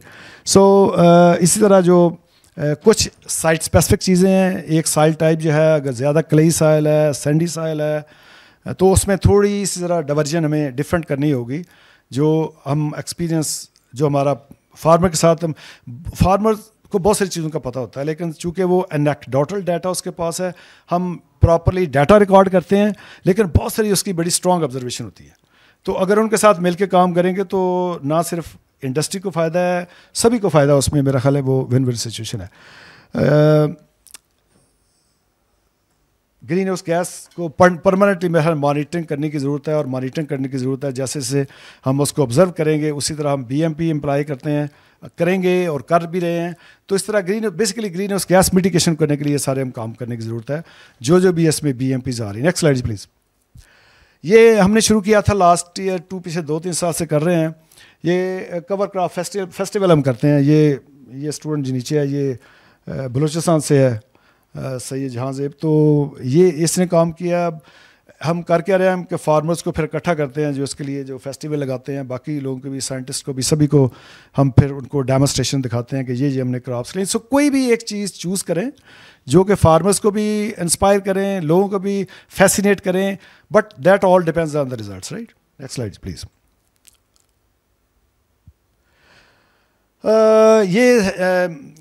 कोई भी प्रोजेक्ट स्टूडेंट्स का हो, जितनी हम फंडिंग कर रहे हैं, तो without funding agencies, without our partners, nothing is possible, impossible and possible both.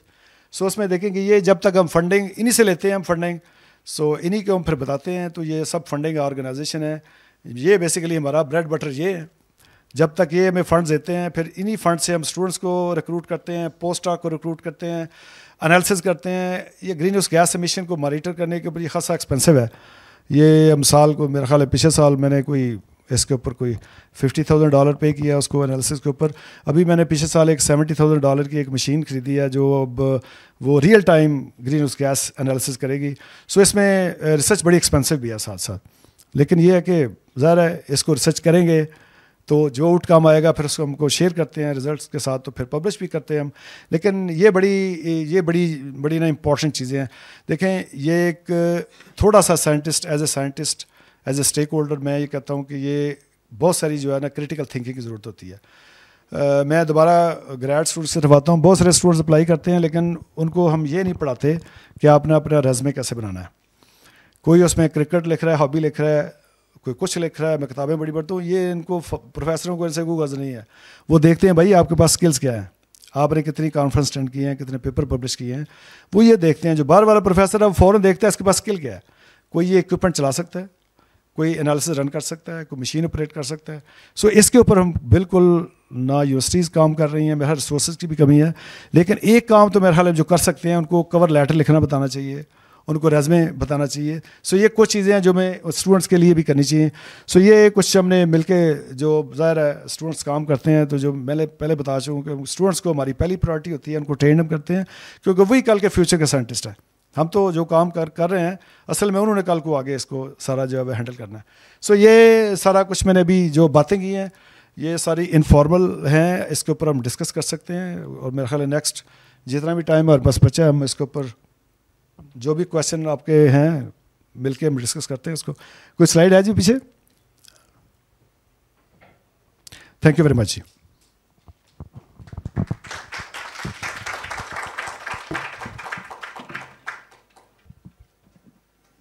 सबको समय लगे या फिर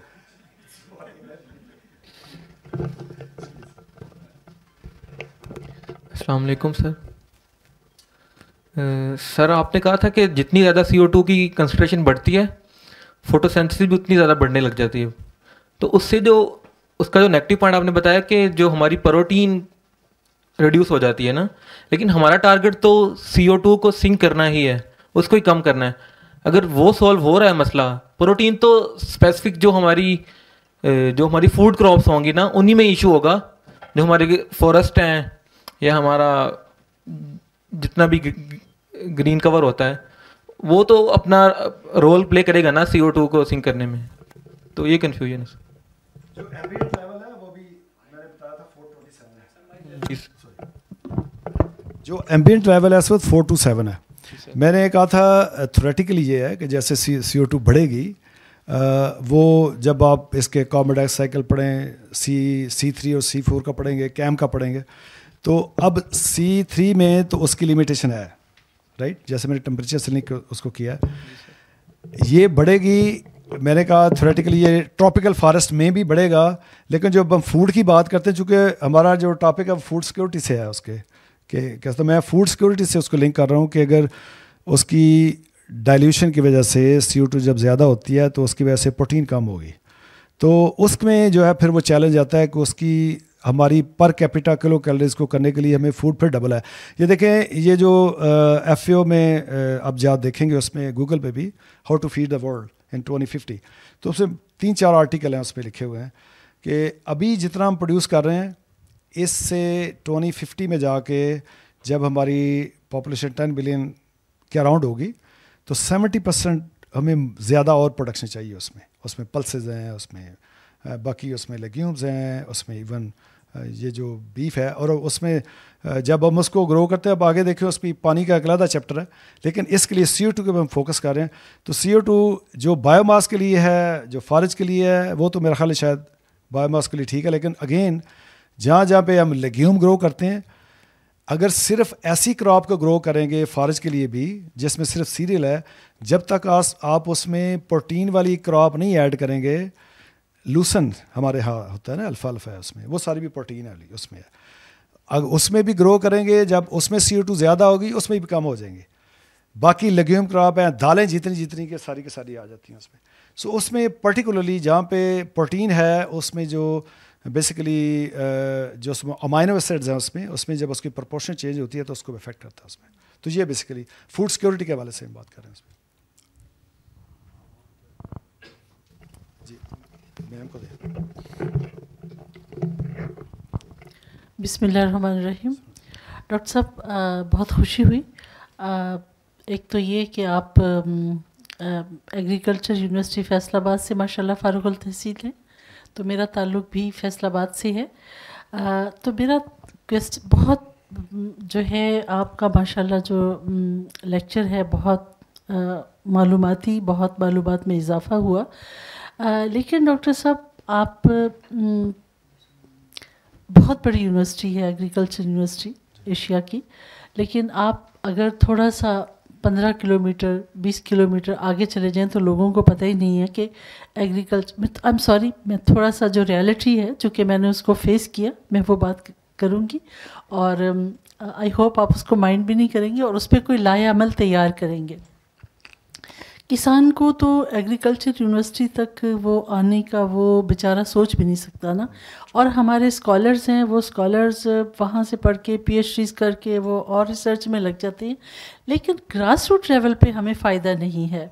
अब आप ज़रा तहसील तानलेवाला में चले जाएं, आपको सारे मुल्क में बारिशें हो जाएंगी, तानलेवाला में बारिशें नहीं होंगी, रावी के किनारे पे है, आपको कहीं दरख्त नज़र नहीं आएंगे। किसान को तो इतना पता ही नहीं कि मैं कौन सा दरख्त लगा सकता हूँ। मैंने एक प्रोग्राम शुरू किया था वहाँ पे कि हम किसान जो हमारा जिसके पास 1 एकड़ ज़मीन है या जिसके पास कम ज़मीन है वो अपनी बाउंड्रीज़ पे खजूर के दरख्त लगाए। उसके 2-3 फ़ायदे हैं, उसको जानवर बकरी गाय नहीं उसको खा सकती, उसको इतना लुक आफ्टर नहीं करना पड़ता, उसको पानी की इतनी ज़रूरत नहीं होती, फिर उसके जो फ्रूट है उसकी शेल्फ़ लाइफ बहुत ज़्यादा है, फिर हम गुलाब काश्त कर लें, फिर हम यानी बहुत सारे इस तरह के छोटे छोटे प्रोग्राम्स हैं, छोटी छोटी वर्कशॉप्स हैं जो करवा सकते हैं हम वहाँ पे, वो उस तरह से नहीं हो रही। फिर मैं एक और एग्जांपल, अगर आप लुधियाना एग्रीकल्चर यूनिवर्सिटी लुधियाना आपने विज़िट किया हो, जब मैं वहाँ गई मैंने विज़िट किया तो मुझे पता चला हमसे 3 गुना ज़्यादा उनकी गंदम का झाड़ है, हमारे छत से जो है उनका गन्ना वो ऊंचा है। तो मैंने वो ढीलू साहब थे वहाँ के जो वाइस चांसलर थे, मैंने उनसे पूछा कि हमारी यूनिवर्सिटी का वो बड़ा जिक्र करते हैं कि जी वो तो हमारा पेका नान का वो नान का कहते हैं हमारी एग्रीकल्चर यूनिवर्सिटी को, कि क्या वजह है कि आपकी इतनी गंदम का झाड़ इतना ज़्यादा है, हमारे यहाँ तो इस तरह से नहीं है। तो उन्होंने बताया कि हमारा जो सीड है ना जी, वो हम खुद अपने फार्मर को इस तरह से नहीं जैसे हमारे यहाँ होता है कि जी पता नहीं वो कौन सी मैक्सी पाक आ गई है और वो है और वो सीड ख़रीदें उसका इतना ही झाड़ होगा, और होता ये है कि वो बेचते हम गंदम है उगते चने हैं, तो वो अपने फार्मर को सीड देते हैं थोड़ा थोड़ा। वो फार्मर जो है वो अपना नेक्स्ट ईयर के लिए खुद सीड पैदा करता है, और एक तो उसको पता चल जाता है कि किस तरह से उसका मिजाज क्या है, उसको लुक आफ्टर कैसे करना है, और उसके अपने घर का बीज होता है। तो कोई ऐसी पॉलिसी डॉक्टर साहब बननी चाहिए जिससे फार्मर को डायरेक्ट फ़ायदा पहुंचे। फार्मर ने भी गंदम उगाई है, फार्मर अगर कपास उगाता है तो वो आपको पता है किस तरह के हालात हैं फार्मर के, कंज्यूमर और फार्मर जो है वो पिस रहा है, और मिडल मैन जो है वो सारा कुछ वो उसको फ़ायदा हो जाता है। तो काइंडली आई रिक्वेस्ट यू कि माशाल्लाह आप जैसे ब्रेन है हमारे पास, तो कि ऐसा लाया अमल बनाएं जिससे डायरेक्ट हमारे फार्मर को जो है हम एक तो उनको जो है काश्तकारी के हवाले से, ज़मीन के हवाले से, फसलों के हवाले से एक तो उनको वो गाइड किया जाए, और दूसरा ही कि उनके मसाइल को सामने रखते हुए और उन चीज़ों का भी कोई जो है वो सीधेबाब किया जाए। बहुत शुक्रिया डॉक्टर साहब, thank you so much. Thank you very much. मैं आपकी सारी बातें से एग्री करता हूँ बिल्कुल। ये मैं अभी पिछले वीक होके आया उधर से, तो अभी कुछ नए लड़के जो हैं वो माशाल्लाह बड़ा पोटेंशियल और उनमें बड़ा मेरे साथ भी मिलकर काम कर रहे हैं। वो अभी ADB से कोई वो फंडिंग ले रहे हैं उसके ऊपर, ग्रीन हाउस गैस के ऊपर ही। मैं तो जो मैं अभी मिसालें दे रहा था ना जी पहले, सारी मैं इसलिए दे रहा हूँ, मैं अगर कोई बात करूँगा नहीं तो ज़रा थोड़ा सा और डिफरेंट वो हो जाती है। लेकिन अभी वैसे कुछ सालों से शुरू हुआ है अभी, लेकिन मेरा ख्याल है वो एक्सपेंड कर रहे हैं, उनको करना चाहिए इसके ऊपर। जो भी हम काम कर रहे हैं जब तक इसका फार्मर को फ़ायदा नहीं है, हमारा कोई फ़ायदा नहीं है हमारा काम करने का। सो मैं जो भी मिसालें पीछे सारी दी हैं, मेरे जो प्रोविंस में फेडरेशन है एग्रीकल्चर की, उसमें सारे फार्मर्स हैं। अभी जो ये मैंने लिविंग लैब की एग्जांपल दी है, इसमें बेसिकली हमारे साथ मिलकर काम कर रहे हैं उनके साथ। फार्मर्स हमें पूछते हैं वहाँ पे, जब वो एनुअल मीटिंग करते हैं, वो उनकी फिक्स्ड है उनकी मीटिंग, ये जनवरी में वो करते हैं 30 और 31 2 दिन करते हैं वो। तो उसमें हम उनके साथ उनको बताते हैं कि जाकर ये एक्सपेरिमेंट हमने किए हैं, तो वो पूछते हैं कि जी ये आपने कर लिया, हमें तो फ़ायदा नहीं हो रहा इसका। तो जब तक हम साइंटिस्ट आंसरेबल या अकाउंटेबल नहीं है ना जी, तब तक ही ऐसे ही होना है।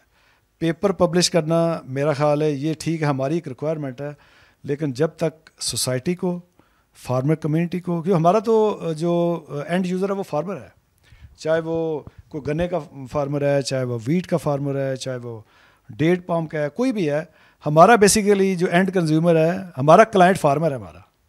और जब तक ये अकाउंटेबिलिटी नहीं है ना जी, मैं इसलिए मिसाल दे रहा था साथ साथ कि जब तक इंडस्ट्री शामिल ही ना होती, एक तो इंडस्ट्री वाले वो तो पैसे देते फिर पूछते हैं, कहते असी तो उन्होंने पैसे तो साढ़े गल करो बैग, राइट। तो ये फार्मर जो भी है ना, जो भी आपने ये सारी मिसालें दी हैं, ये तो एक्सपेंड थोड़ा थोड़ा मेरे ख्याल सभी यूनिवर्सिटियों को करना चाहिए।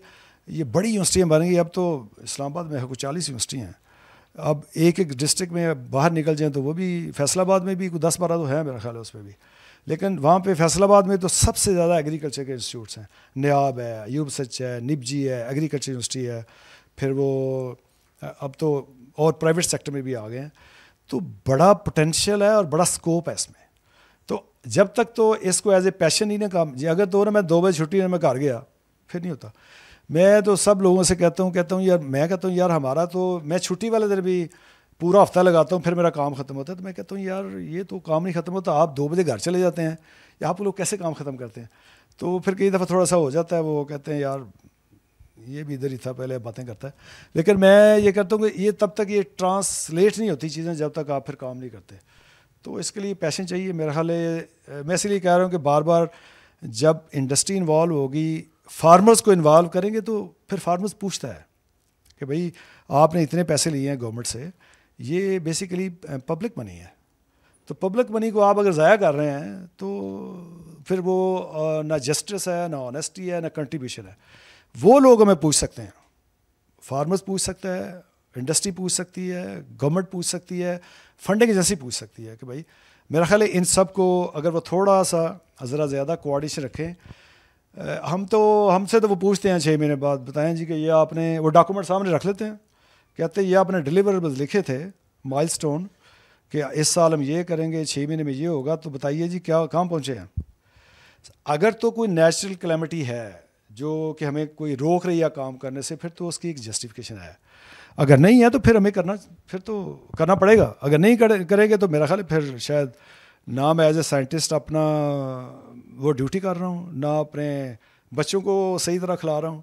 तो सबसे बड़ी बात तो ये कि पैशन होना चाहिए उसमें, कोई भी है। मैं तो इसलिए एग्जांपल दे रहा हूँ कि मेरा चूँकि मेरे बाप दादा फार्मर हैं, तो मैं जो तो ये होता है कि मैं अगर कोई ऐसी टेक्नोलॉजी बनाऊं जो कि फार्मर को इसका फ़ायदा हो, तो मैं समझता हूँ मुझे ही फ़ायदा हो रहा है, सब फार्मर को फ़ायदा हो रहा है। मैं टोटली एग्री करता हूँ। तो मैं तो अभी होके आया हूँ, तो सबसे बात हो रही है, लेकिन ये रियलाइजेशन सब जगह पे है। वैसे अब आगे कैसे मटीरियलाइज होती है ये फिर ज़रा उस हिसाब से। जी अस्सलाम वालेकुम जी डॉक्टर साहब, मेरा नाम है एजाज सीमा। तो बहुत शुक्रिया, आपने बड़ा मालूमाती जो है लेक्चर दिया है। ये जो क्लाइमेट चेंज का जो इशू है, ये वाकई इस टाइम पूरी दुनिया को ये सामना इसका, ख़ासकर जो हमारा जो रीजन है इसको तो ज़्यादा है, इसके असरात जो हैं इसको फेस करना पड़े।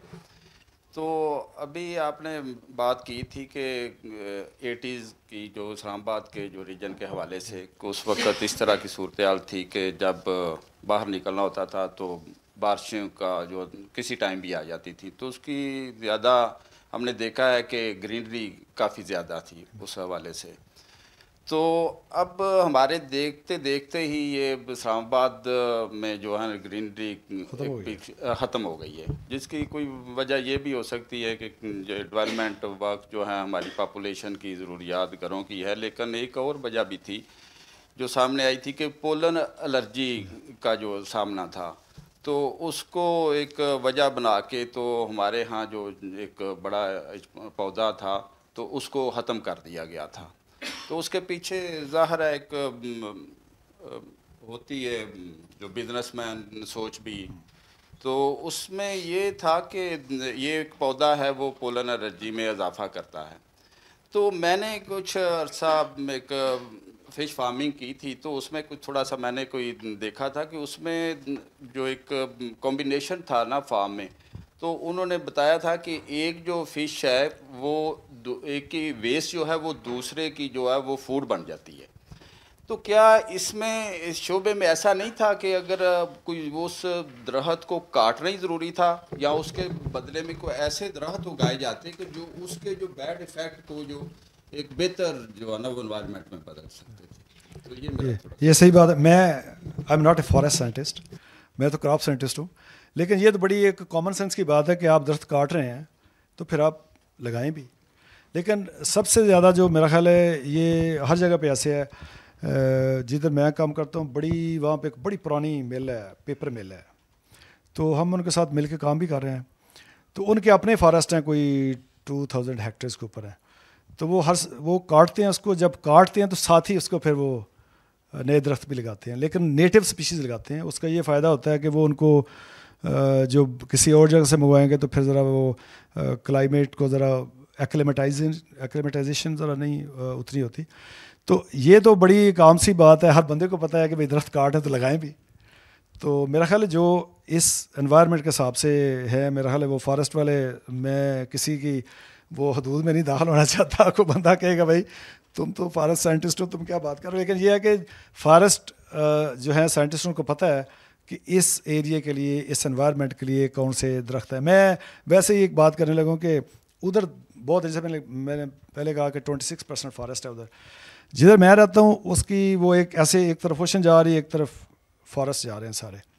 तो मैंने 5 साल पहले ये शुरू किया था कि जो नेटिव उधर के एप्पल हैं, इस तरह प्लम है, वो हमने लगाने शुरू किए, क्योंकि फूड सिक्योरिटी का इशू तो हर जगह पे है। तो मैंने कहा कि ये चलो हम 7 साल लगाते हैं, हमने कुछ लगाने शुरू किए हैं वहाँ पे, तो हमें देख के फिर लोग भी लगाने लग पड़े हैं।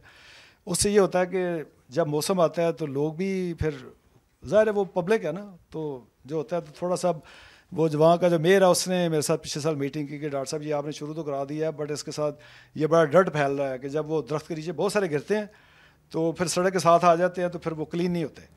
तो मैंने कहा ये तो थोड़ा ऐसे कर लेते हैं कि मिल के काम कर लेते हैं कि जब ये नीचे गिरते हैं तो उनको इकट्ठा करते हैं टाइम के ऊपर, तो लोग वहाँ पे जो फूड बैंक्स बने हुए हैं तो लोग मैंने को उनको दे देंगे, क्योंकि बहुत सारे स्टूडेंट्स हैं, उनको भी चाहिए होते हैं, ज़ाहिर है वो इंटरनेशनल स्टूडेंट्स बहुत से आते हैं। मैंने यहाँ से 18-20 तो मैं लेके गया हूँ पाकिस्तान से स्टूडेंट्स, वो फुली फंडेड स्कॉलरशिप उनको दिया है। तो हर चीज़ का जो एक प्रॉब्लम है उसका सोल्यूशन भी है, सिर्फ ये है कि वो थोड़ा सा इनोवेटिव बाज़ का तो होना पड़ता है। तो अगर दरख्त, मैंने उसकी मिसाल दी है उधर की, वहाँ पे तो जो है ना लीगली बाउंड भी है वो, कि जिस प्रोविंस में मैं काम करता हूँ वहाँ पे माइंस बहुत हैं, गोल्ड की माइंस हैं बड़ी, एनाकोंडा बड़ी एक मशहूर माइनिंग कंपनी है। तो लेकिन यह है कि जो उनको कानून फिर हरकत में आता है, 5% वो रखते हैं नीचे उनके, जब तक वो उसको रिहेबिलिटी करते तब तक वो उनको पैसे 5% 10% वापस नहीं करते वो। इसी तरह ये भी जो फॉरेस्ट वाले हैं, जब तक वो लगाते नहीं हैं वो उनको पैसे नहीं देते। तो पैसे तो हर बंदे को चाहिए होते हैं, तो लेकिन यह है कि यहाँ पे थोड़ा सा मेरा ख्याल है शायद कानून तो होंगे, लेकिन कानून से ज़रा हम ताकतवर हो जाते हैं लोग, तो वो शायद नहीं होता। लेकिन दरख्त कटेंगे तो मेरा ख्याल है सबसे ज़्यादा रिप्लेसमेंट होनी चाहिए, वरना तो फिर ज़ाहिर है उसके कॉन्सिक्वेंसेस तो फिर यही हैं जो हमने डिस्कस किए हैं। ये तो है। थैंक यू वेरी मच जी, बहुत शुक्रिया आपके आने का।